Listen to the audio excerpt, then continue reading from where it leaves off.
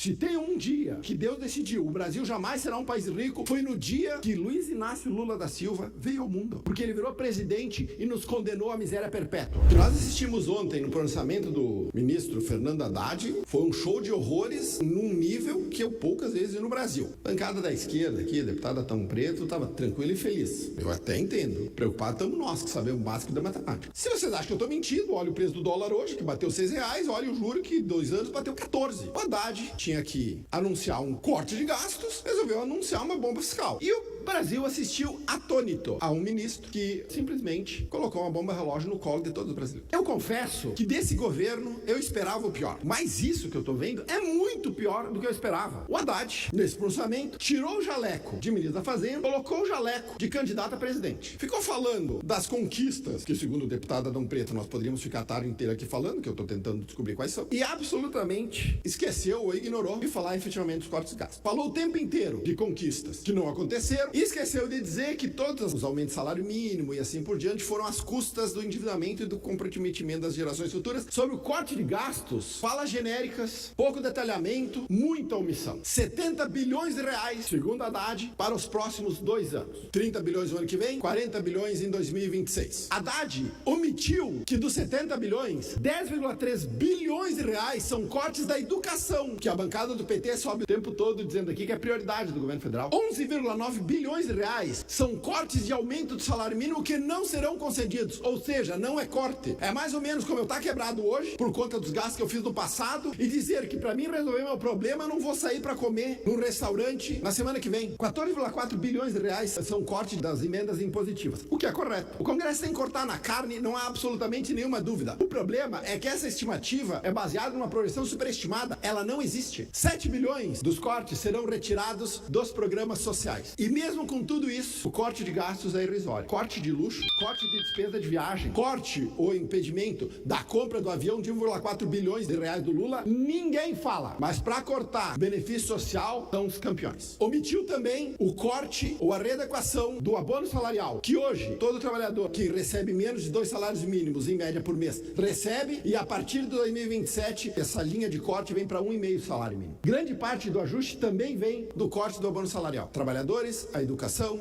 e os pobres pagarão a conta dos luxos e do desajuste fiscal desta bancada aqui, sobre a isenção de quem ganha até 5 salários mínimos. Um desvio e uma omissão. Omissão. O Haddad vai limitar a dedução e imposto de renda dos gastos com educação, saúde, odontologia, fisioterapia. É isso. Grande parte da isenção do imposto de renda para quem ganha acima de 5 mil reais será feita às custas da classe média. De novo, para conseguir colocar uma cortina de fumaça nessa palhaçada, o Haddad anuncia que os famosos super ricos, ou seja, aqueles que ganham acima de 50 mil reais, passarão a pagar uma alíquota mínima de imposto de renda de 10%. 50 mil reais por mês, 600 mil reais por ano ou 100 mil dólares. No Brasil, é super rico. Nos Estados Unidos, um gerente de farmácia ganha 100 mil dólares por ano. Um podólogo ganha 100 mil dólares por ano. Um assistente de equipe médica ganha 100 mil dólares por ano. No Brasil, super ricos. O Haddad não faz a mínima ideia do tamanho da bronca. Ele não sabe quanto vai custar a isenção até 5 mil reais e tampouco não sabe calcular quanto os famosos super ricos vão pagar a tal da isenção de imposto de renda. Uma coisa já todo mundo sabe. Ninguém que conheça matemática básica acredita no rombo fiscal que o Haddad anunciou ontem será coberta pelo pagamento de super ricos. Isso aí é pra enganar trouxa. Essa fala do Haddad é pra atiçar a militância que não sabe matemática básica. A verdade é que ontem o Brasil se aproximou um pouquinho mais do precipício, um pouquinho mais perto de nós chegarmos a um ponto sem volta na curva de endividamento público. E a deputada Luciana Genro, tão logo eu saí daqui, disse que a minha fala é típica de quem protege os ricos. A política econômica deles produz miséria e pobreza em escala industrial. O meu sonho é de que a classe média tenha o padrão de vida dos super ricos hoje. De que um podólogo ou uma podóloga ganhe 600 mil reais por ano. Mas com essa política econômica aqui, a pobreza brasileira, ela é inevitável. E esse é o maior problema do Brasil. A América Latina tem 30 países. 15 deles são mais ricos que o Brasil. Tem um padrão de vida melhor. O mundo tem 188 países. 85